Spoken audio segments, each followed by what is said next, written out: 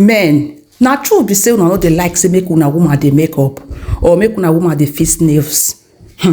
My ladies, make una listen to this story wey be say I go dey tell una as I dey do my makeup, because they say looking good is a good business. So I no understand. Sometimes e good as a lady, even though say you get baby for hand, back and for back, the way I take do so, makeup look good. It's very, very simple.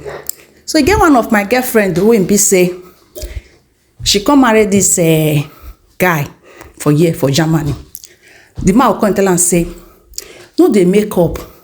I no dey like you make you dey fix nails. Just dey natural. I like me my woman dey natural. Then my sister come begin obey. You no gree make up. You no gree fix nails. Me I go come dey ask am say, that time wey you never marry, you dey make up, you dey look good. Wetin come dey happen? Say na my husband say you no dey like am. Now say you sure say your husband no dey like am? Abi na you no sabi dey do makeup? He say, you know me na me why to the frank and sincere, my girlfriend that makeup she too go try. Her makeup dey fine, but na time e dey take. Now I come ask am say, if you with your husband dey go outside, you dey use almost 2 hours dey make up, why the man no go tell you say make you no dey make up again? And as a woman, married woman, why you go fix nails when be say you go just long go reach Bobai? You know dey wash plate for house, you know dey wash your husband cloth. Even though say na washing machine we dey use for abroad, at least you don marry, they make the nails dey short.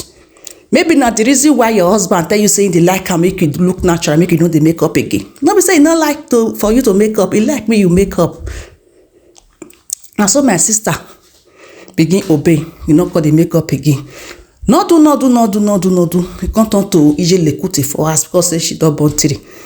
And so I come see this my friend husband for her side. I come see her see one fine girl. I come fair look the girl make up. The girl do frontal, do everything. Her nails long. That's this one not be the best way my friend tell me say her husband say me she know they do all these things. As a good Samaritan that I am, I no quick tell my girlfriend, my people, I do bad because I don't want to spoil person home.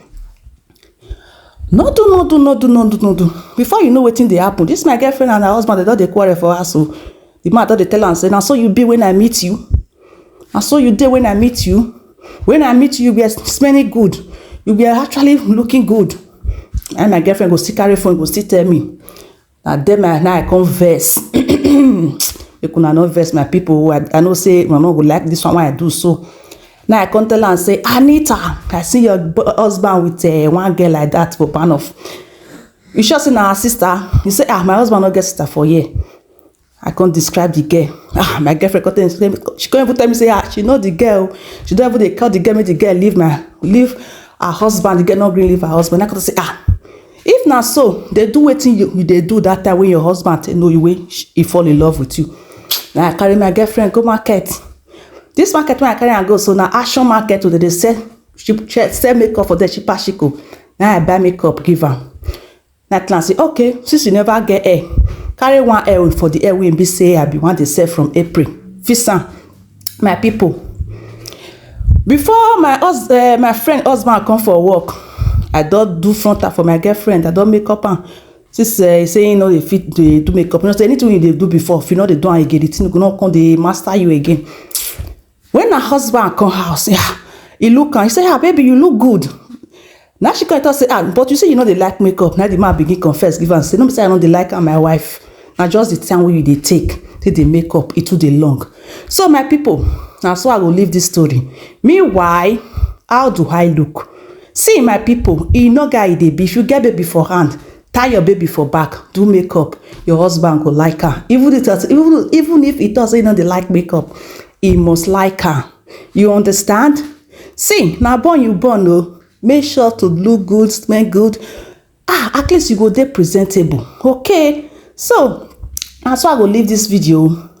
Like I talked before. Hope say I not do bad when I tell and say, your husband, I say with another girl. Meanwhile, I never know say she already know. So now for just me as a friend to package and up again, tell and say, you need to look good. You see, and I say, looking good now, I come bring back her. With her husband, I come they play lovey. Anytime when she take come in and I say, with my husband, they go somewhere, they go restaurant or want go shop. na so life be. Yes, now na born you born, no change wetin you dey do when you never born, when the guy take meet you.